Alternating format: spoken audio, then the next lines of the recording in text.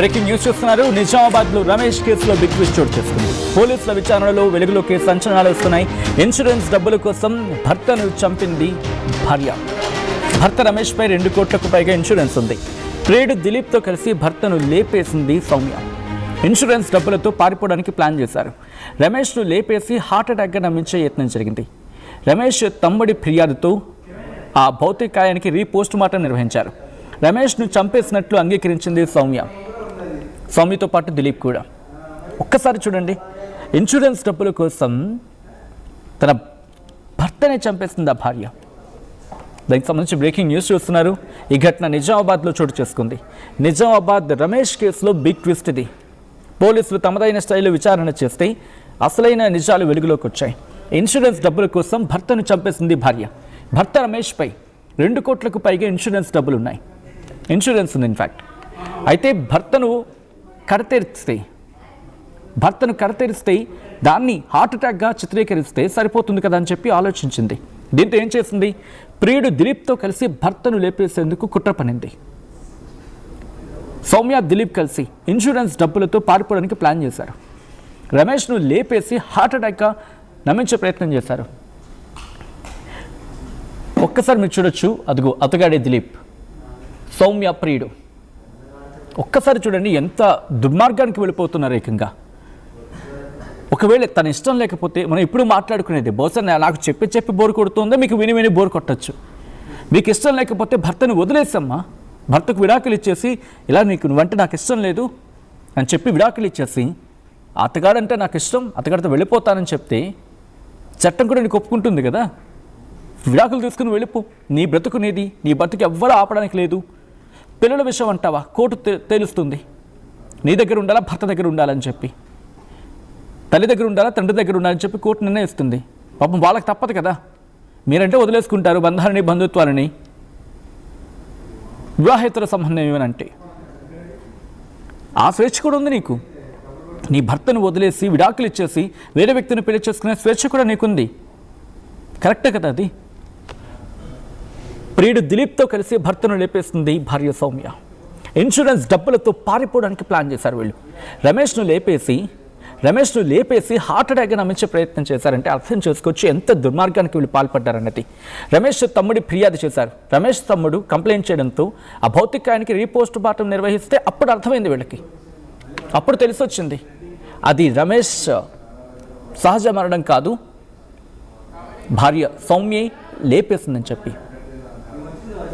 రెడ్డి అంశానికి సంబంధించి మరింత సమాచారం తెలుసుకుందాం. మా ప్రతినిధి గంగారెడ్డి అప్డేట్స్ అందించేందుకు సిద్ధంగా ఉన్నారు. గంగారెడ్డి, అసలు ఎక్కడ డౌట్ వచ్చింది?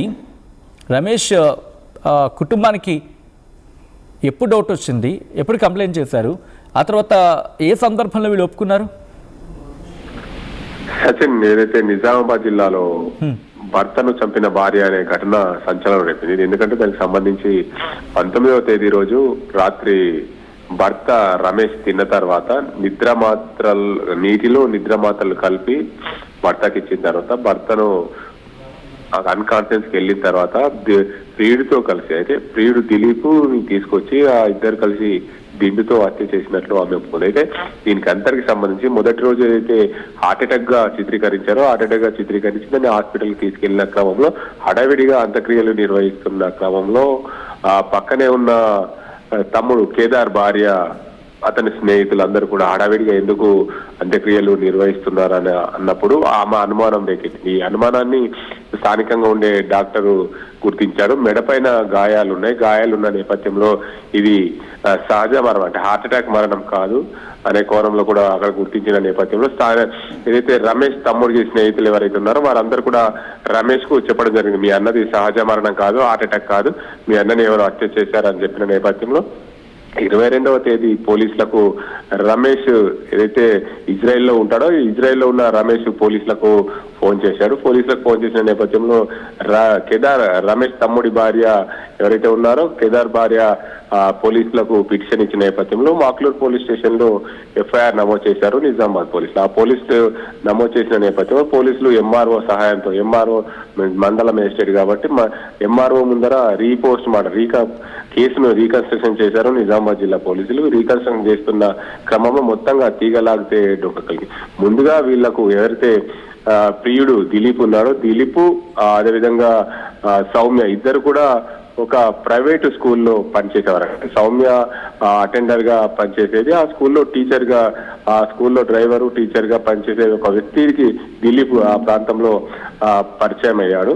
ఆ ప్రాంతంలో పరిచయమైన నేపథ్యంలో దిలీప్ అదే స్కూల్లో పనిచేస్తున్న క్రమంలో దిలీప్ ఈ సౌమ్య ఇద్దరు కూడా ప్రేమాయాణం కొనసాగిన నేపథ్యంలో ఏదైతే రమేష్ గత కొన్ని రోజుల క్రితము ప్రైవేట్ కంపెనీలో పెద్ద పేరు మోసిన ప్రైవేట్ కంపెనీలో ముత్తూట్ ఫైనాన్స్ కంపెనీలో మేనేజర్ గా పనిచేస్తున్నాడు. గోల్డ్ లోన్ తీసుకునే అతను మేనేజర్ గా ఉన్న క్రమంలో అతన్ని ఎలాగైనా మట్టు పెట్టాలనే దృష్టికి వచ్చింది సౌమ్య. అయితే అంతలోనే రమేష్ ఎప్పుడైనా నాకు ఏదైనా ప్రమాదం వచ్చినప్పుడు ఇన్సూరెన్స్ చేస్తే బాగుంటుంది, ఎందుకంటే ప్రైవేట్ ఫైనాన్స్ లో పనిచేస్తున్నారు, రోజువారీగా ఆర్మూర్ వెళ్ళి వచ్చే క్రమంలో అతనికి ఏదైనా అనుకోని ప్రమాదం జరిగితే నా పిల్లలు ముగ్గురు బాగుపడతారనే ఉద్దేశం మీద అతను 2 కోట్ల రూపాయలకు సంబంధించిన ఇన్సూరెన్స్ చేయించుకున్న క్రమంలో దానికి సంబంధించి ఎలాగైనా భార్యకు తెలిసింది. ఆ భార్య ప్రియుడికి చెప్పింది.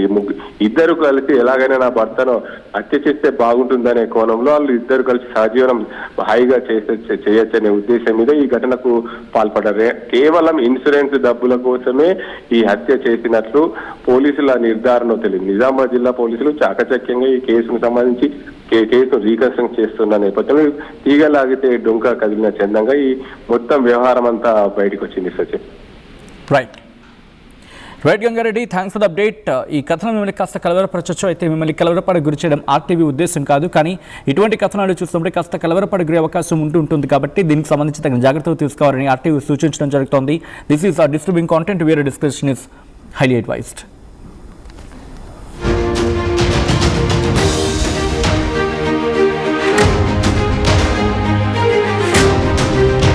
చరిత్ర సృష్టించినోడు ఇప్పుడు ఆ చరిత్రని తిరగరాయబోతున్నాడు. అబద్ధాల గోడల్ని బద్దలు కొట్టి నిజాలను రాగా మీ ముందుంచబోతున్నాడు. నిజమైన వార్తల కోసం వెంటనే డౌన్లోడ్ చేసుకోండి రా యాప్ని.